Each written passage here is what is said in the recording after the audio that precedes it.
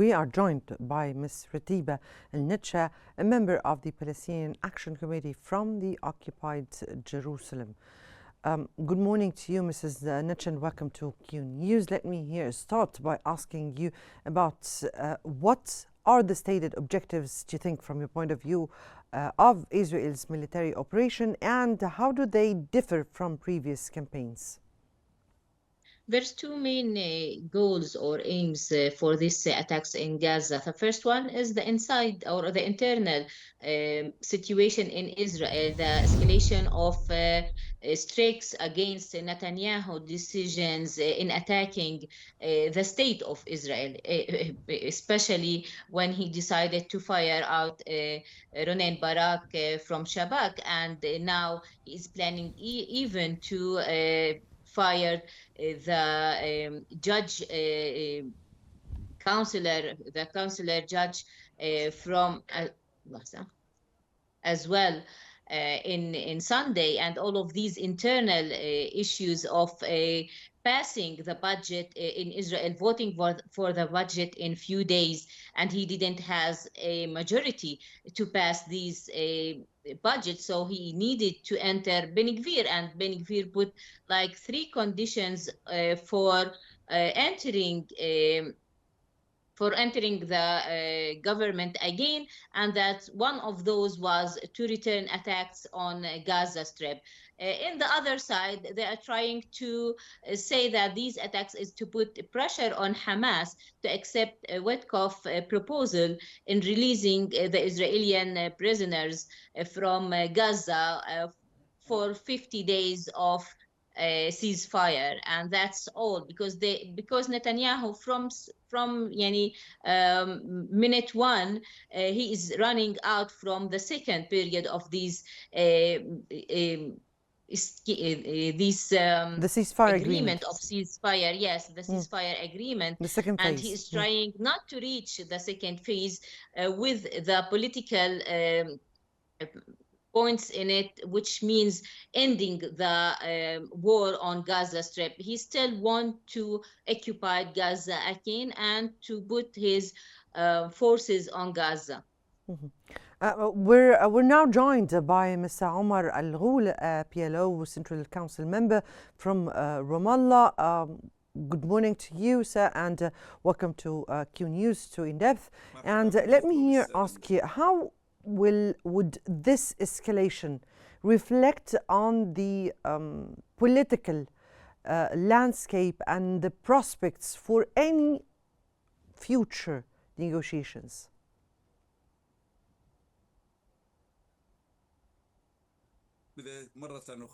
Once again, good morning to you and to your dear viewers. Certainly,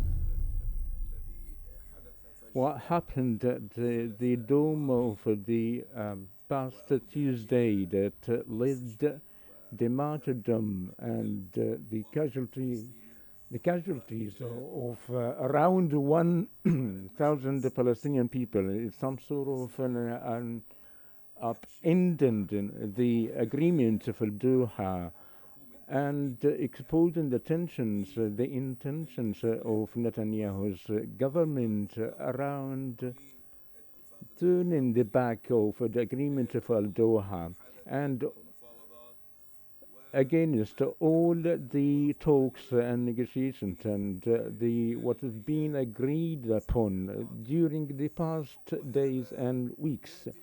And this is a result that there is a decision basically by Netanyahu for not to move forward and implement any agreement, and it was some odd for the politician that the Netanyahu and his government isn't in favor of the agreement, but for only a specific moment, President Trump wanted to make some sort of a breakthrough or achievement even before taking into office, and following that consulted Witkoff and succeeded to achieve the three-phase truce agreement based on the mechanism of the exchange release of prisoners and captives.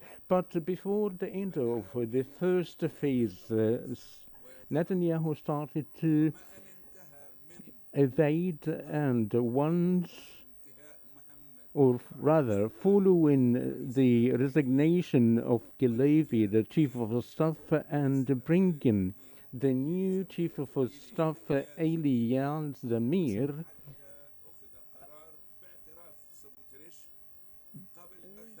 taking a decision by the mission of Bistrich to open the front of genocide against the Palestinian people, and even Hamas movement and its leaders. On the statement of Khalil al-Hayy, the head of the political office of Gaza Strip had agreed upon to release the 4 bodies and 6 alive prisoners. Supposedly, Israeli prisoners should be released today, and on Saturday the live prisoners will be released. But the Israeli cabinet, presided by Netanyahu, is resuming the war and returned Ben Gvir to his previous position, despite his resignation 2 months ago.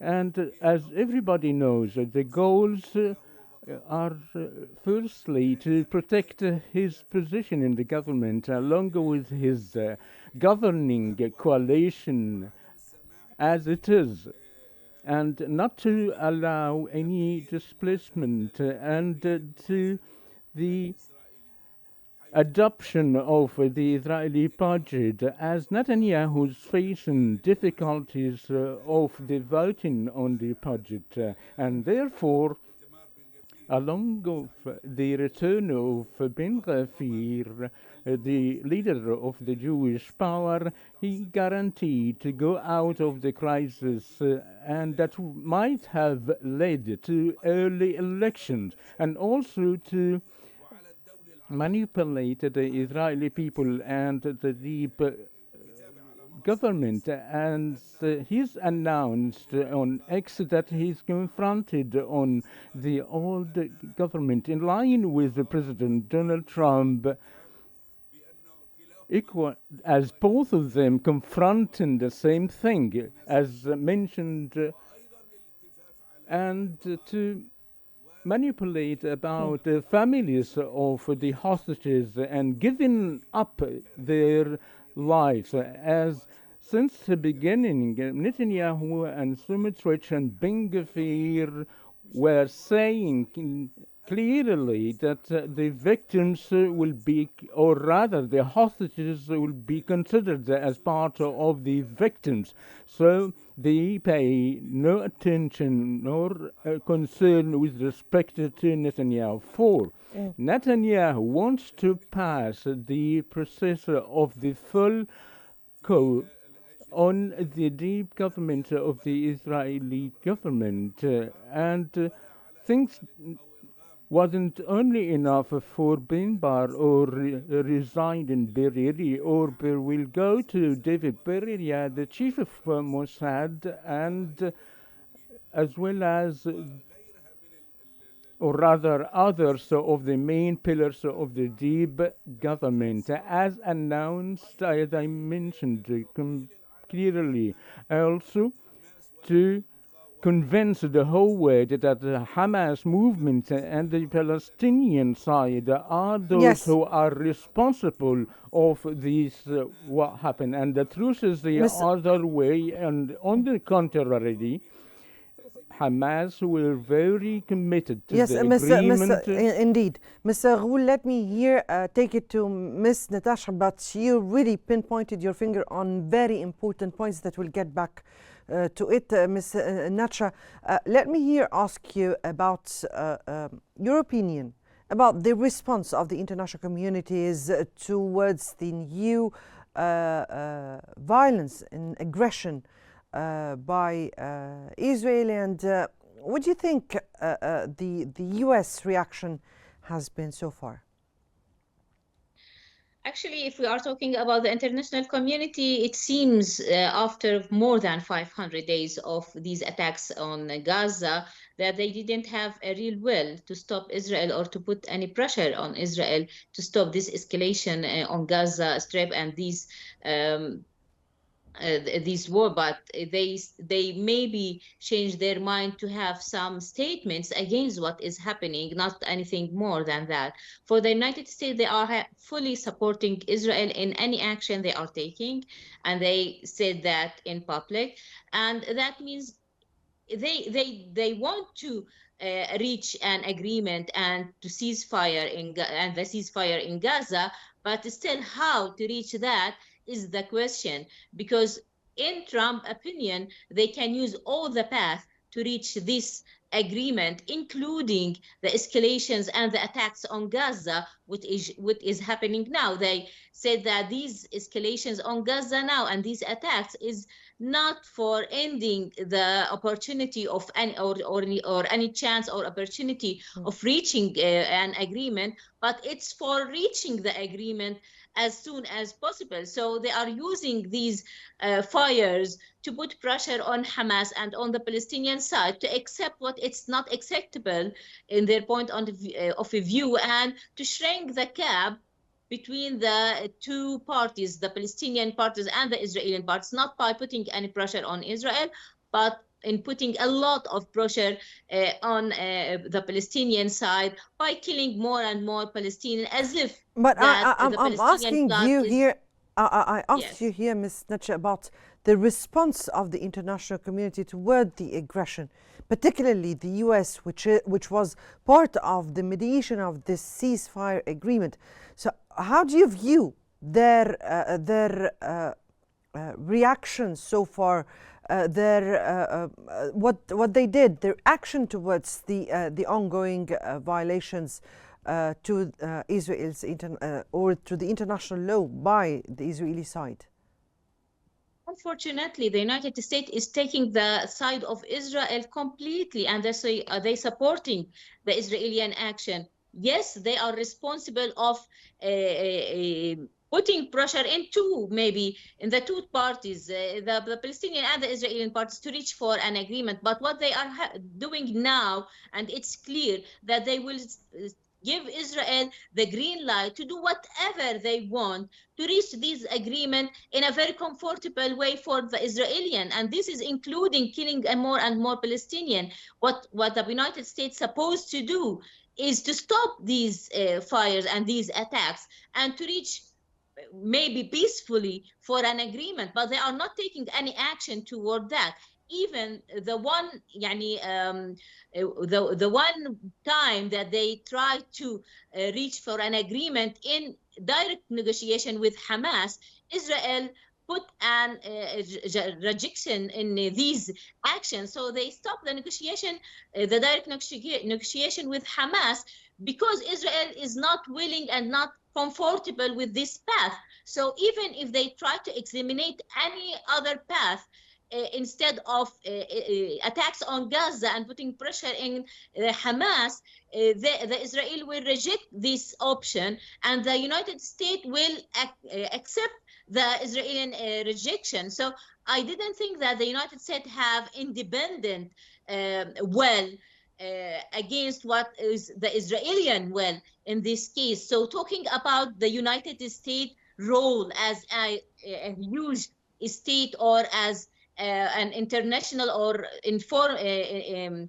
external part is not really a real situation. The real situation that the United States is fully supporting Israel, and they are in partnership in what is happening in Gaza now, and the other people, and the other players in the international community is just watching what is happening without taking any action, and they didn't really has a real will to stand against the United States and Israel and take a real action against what is happening.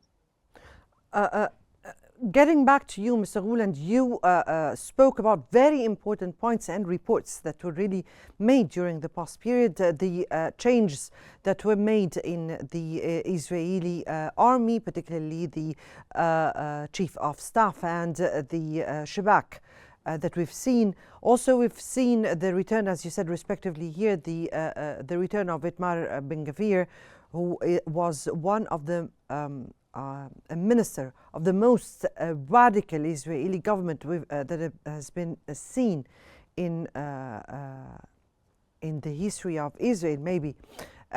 We've also seen the Israeli opposition plus the streets in Israel, or the public opinion in Israel, not very much welcoming the return of such escalation. From your point of view, what's your take on that? How do you think that will reflect on the Israelis' ongoing violations and the upcoming steps?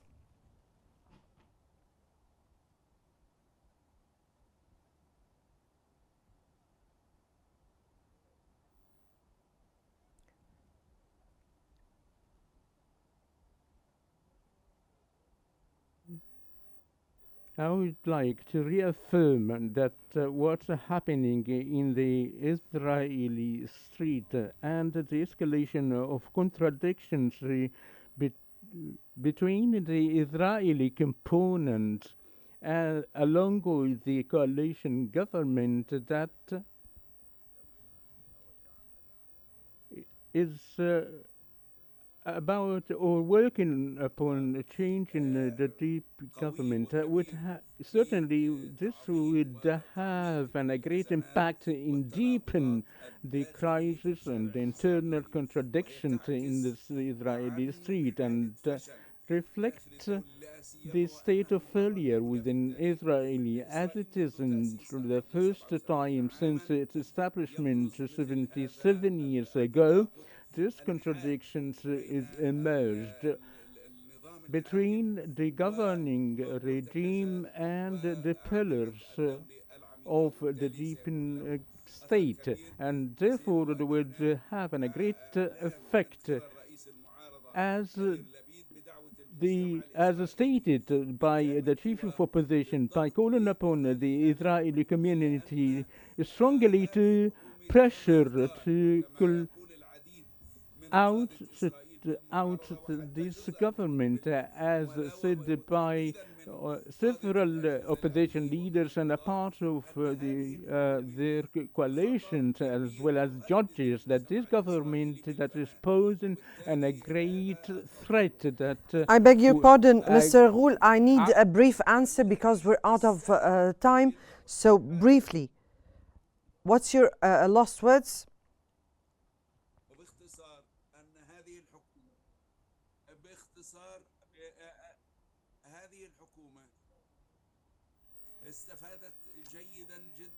Has benefited at a larger scale by the presence of Trump's administration that moved from the position of a mediator to a partner and a leader that even direct the steer of the war, and even Trump did not announce or other. He announced that he would direct the hell to the Palestinian people. Right. So the court or the ball at the Trump's court to discipline the Israeli leadership. Indeed. Indeed, the ball is in the big powers' hands, particularly the U.S., which is which is the main sponsor and the main mediator. We thank you both, Ms. Ratiba El Natsha, a member of the Palestinian Action Committee, and Mr. Omar al-Ghoul, a PLO Central Council member. We thank you both for your insights